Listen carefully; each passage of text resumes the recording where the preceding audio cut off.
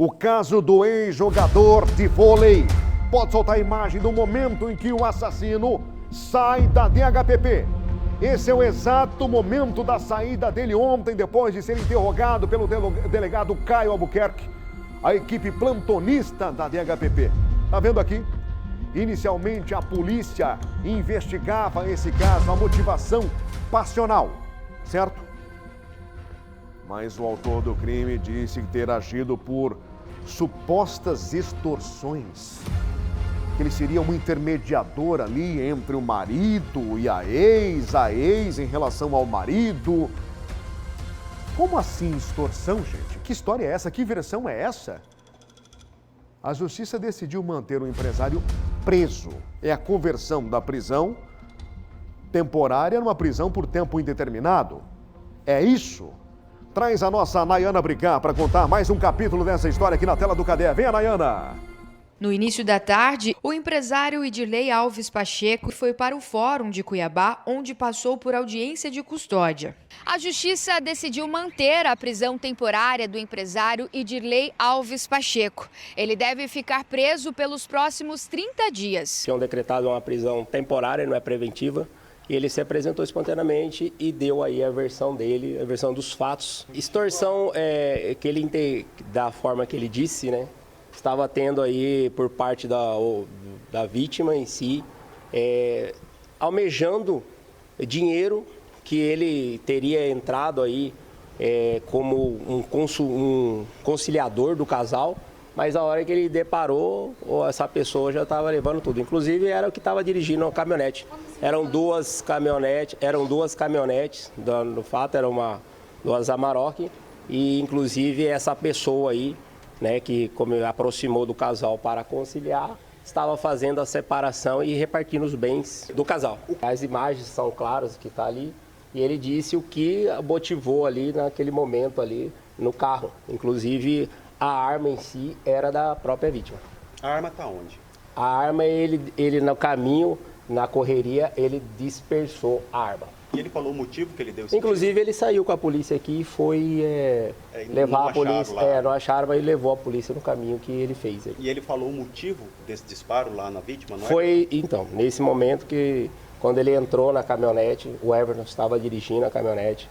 Como eu disse, na fala dele, depois vocês vão ter acesso, na fala dele, eles estavam, esse Everton entrou no meio do casal para fazer aí uma conciliação. E depois acabou ele entendendo que essa pessoa estava levando todos os bens dele. Inclusive, no dia, a ex-esposa estava numa Amarok e ele acabou dirigindo essa Amarok com o intuito de levar ela para algum lugar. Mas aí no caminho ele mudou a história, a conversa. E por que a ex-esposa foi na delegacia e fez um boletim dizendo que ele tinha sido sequestrado? Então, aí essa é a versão que ela tem que explicar. A polícia, na verdade, tem que ouvir ela de novo. A Polícia Civil deve ouvir novamente a ex-esposa do empresário. Ela estava em outro carro acompanhando os dois na noite do crime. Nós estamos nos primeiros dias, tanto essa oitiva, se necessário, tá? A gente pode fazer, assim como outras. Então, aqui a autoridade policial vai deliberar sobre aquilo que tiver utilidade, tiver pertinência, tá, com o curso das investigações. Tudo que tiver essas características, obviamente, as providências serão tomadas.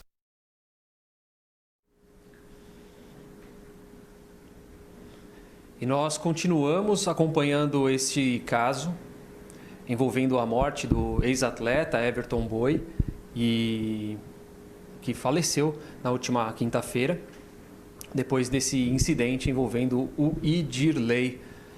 O Idirley ontem se entregou e hoje nós vamos inclusive ouvir o outro lado, ouvir a versão da família do Everton Boi, que, claro, está fazendo a defesa desse ex-atleta que foi morto na quinta-feira. A ex-esposa do Idirley, nesse momento, está passando por um novo depoimento junto à delegacia para esclarecer os fatos. E quem vai trazer mais detalhes em relação ao trabalho da defesa, o doutor Wender, que está aqui acompanhando a família.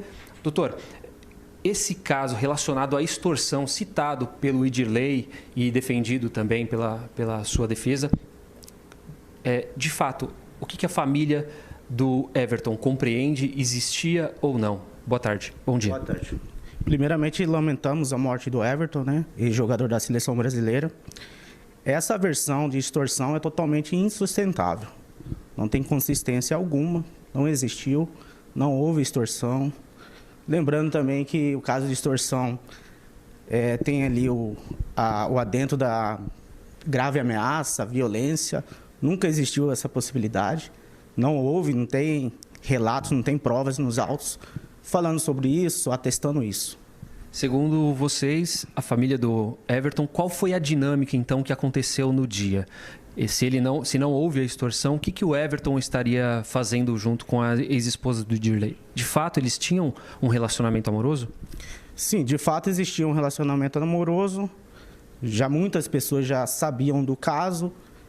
Tá praticamente apresentados como namorados, né? Em lugares públicos, aqui principalmente em Várzea Grande, onde o Everton morava. Então existia esse caso, sim, realmente, que eles tinham um relacionamento, um namoro. E ele estava auxiliando, no caso, a ex-esposa do Edirley nessa separação em relação aos bens. Então, a realidade dos fatos. O que aconteceu? O Everton se dispôs a ajudar o casal. Inclusive, a pedido do Edirley. Se reuniram, fizeram uma reunião entre os três. O Everton, como se aproximou do Edirley, eles criaram uma certa confiança e o Edirley pediu, né, para que o Everton mediasse aí a separação, a partilha desses bens. Então foi em total concordância entre os três aí na relação. A arma do crime, o Edirley alegou ontem que era do Everton. É verdadeira essa informação? Essa versão também, que a arma era do Everton, é faliciosa. Não existe, Everton nunca portou arma. Não tem passagem sobre isso ou qualquer outra coisa do tipo. A arma realmente era do Edirley. Soubemos até informações que ele sempre andou armado, né? Algumas testemunhas relataram isso a nós pessoalmente.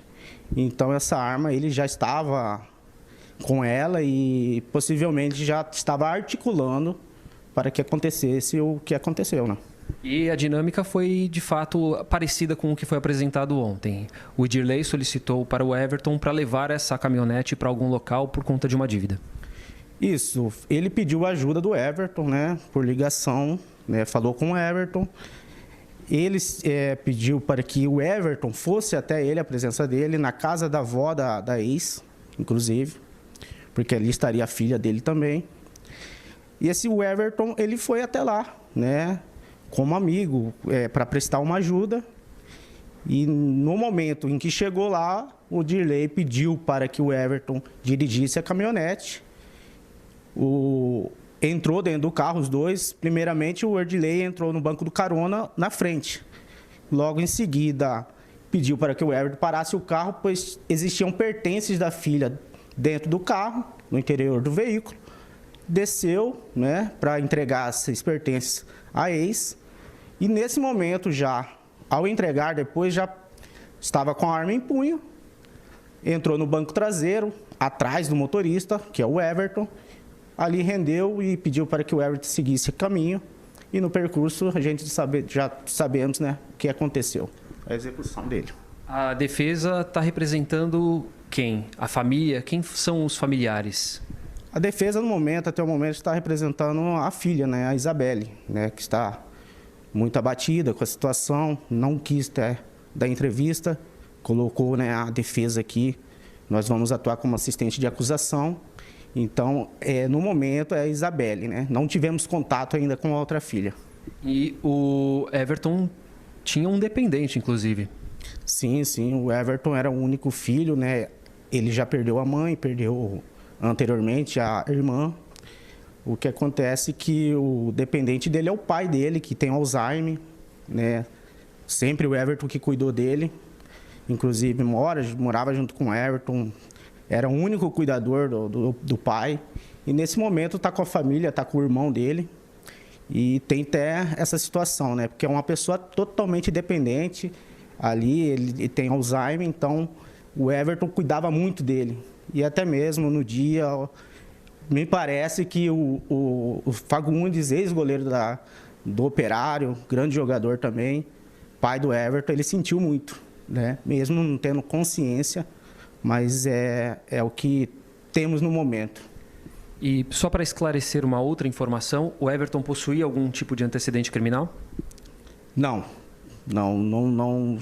temos essa informação. Inclusive, já chequei aqui no estado de Mato Grosso, não tem nenhum tipo de envolvimento criminal.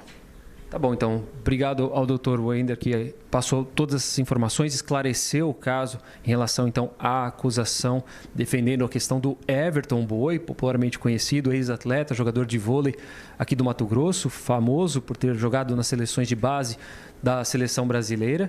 E nós vamos continuar acompanhando esse caso até a resolução da DHPP, que aparentemente, ouvindo inclusive agora a esposa, a ex-esposa, terá mais esclarecimentos também em relação a esse caso. Daniel. Rafael, se você me permite, é uma dúvida que nós temos ouvido na rua, da nossa audiência aqui, né?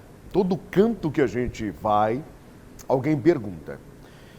O advogado pode esclarecer melhor o vínculo entre o Boi e a mulher, a que leva a informação primeiro para a polícia e diz que seu ex-marido sequestrou seu amigo, entre aspas, porque no boletim de ocorrência está escrito amigo, entre aspas. Se ele tem essa informação, se ele tem conhecimento do círculo de amizade entre ambos ali, o grau de envolvimento, por favor. Doutor, Daniel Santos está perguntando como que funcionava, como que era esse círculo de amizades entre o Everton, o Edirley, a ex-companheira do Edirley, e em relação a também o caso dela ter citado no boletim de ocorrências, quando ela vai fazer a denúncia de que os dois estavam juntos, né, que ela temia pelo pior, ela cita no boletim de ocorrências, entre aspas, que um amigo, né, o Everton seria um amigo, entre aspas. Por que ela não colocou ali como uma pessoa ao qual ela tinha relacionamentos? Primeiramente, o ciclo de amizade era o seguinte, né? Eles foram apresentados, né? Em um evento, né? Não sei qual evento dizer. Foram apresentados e ali começou a amizade entre o casal. Né? Tanto o Edirley quanto a ex dele tiveram esse relacionamento aí de amizade mesmo. E depois seguiu que o Everton foi descoberto que eles estavam separados, né? Já há bastante tempo, que o casal ali mantinha vínculo, mas era um vínculo assim totalmente de fachada, e acabou se envolvendo com a ex dele. Na questão que ela falou primeiramente que era amigo, né, eu não li esse depoimento ainda, mas saiu na imprensa, eu creio que foi para não expor, né, a sua imagem ali de momento, né? Até mesmo ela estava nervosa, conseguiu falar com a gente, pediu para a gente seguir, né, acompanhar ela, né, primeiramente nisso aí. Só que não deu para fazer isso porque nós estávamos dando apoio à família, né, a Isabelle, então não deu para acompanhá-la. Mas eu creio que ela vai confirmar essa versão, né, juntamente ao Dr. Caio, que está conduzindo as investigações. Tá bom, Dr. Wender. Então é isso, Daniel. Mais claro ainda, impossível. Sim. Agora, vale a pena a gente também acompanhar e entender a fala dessa ex-companheira, que até então só tem esse depoimento do boletim de ocorrências, sim, mas ela com certeza é a testemunha, como disse o Dr. Caio ontem, né? Ela é a principal testemunha, é ela quem vai ser a grande chave para desvendar todo esse mistério. Volto com você. Sabe o que é interessante, Rafael? Que você traz aqui os advogados que representam a família da vítima, e a fala do advogado é completamente diferente, por exemplo, da fala do Pouso. A fala do Pouso ontem na saída da DHPP, ela não tem nada a ver, ela é completamente oposta à fala do advogado que está aqui à disposição do Cadeia Neles, né? Vamos aguardar o interrogatório da mulher. E aí, né, aí a gente volta a conversar com ambos os advogados. Melhor, né? Já que o Pouso disse, olha, vamos aguardar o interrogatório dela. Vamos também, concordo, doutor, concordo com o senhor. Vamos aguardar o interrogatório dela, aí sim a gente volta a falar com ambos, Rafael. Já fica o compromisso com você e com os advogados aqui também, viu? Muito obrigado. A audiência nesse momento...